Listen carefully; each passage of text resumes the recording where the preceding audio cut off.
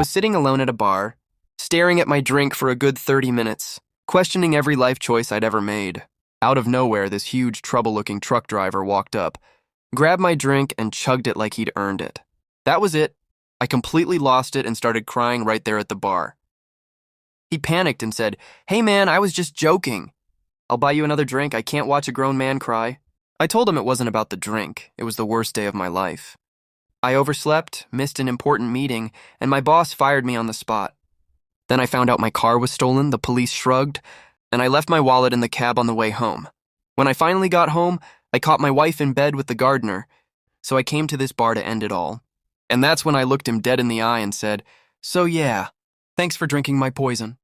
I walked into a company for a job interview feeling confident and ready to impress. The interviewer smiled and asked, "What would you say is your biggest weakness?" I thought about it for a moment and said, "Honestly, I'm too honest with everyone."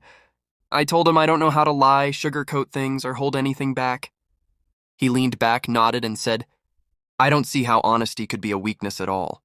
In fact, he said he thought honesty was actually a great strength. I looked him straight in the eyes, completely calm, and said, "I don't really care what you think." The room went silent. That's when I realized I might have just proved my weakness a little too well.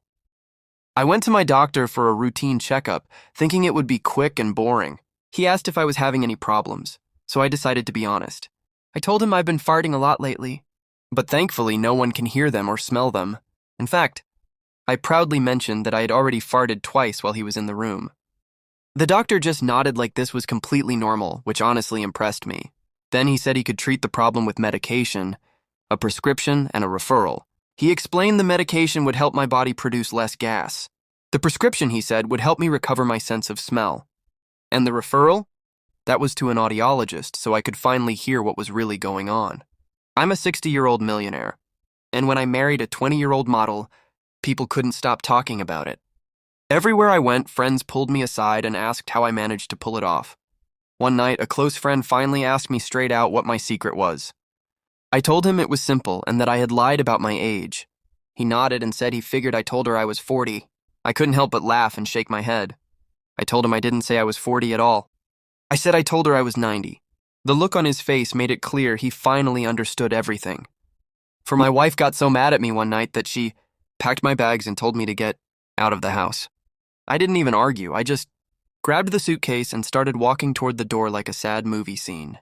As I reached for the handle, she shouted, "I hope you die a long, slow, painful death." I froze right there, hands still on the doorknob, doing the math in my head.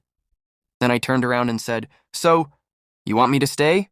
The room went completely silent, like even the furniture was judging me. She stared at me, trying not to laugh, which honestly scared me more.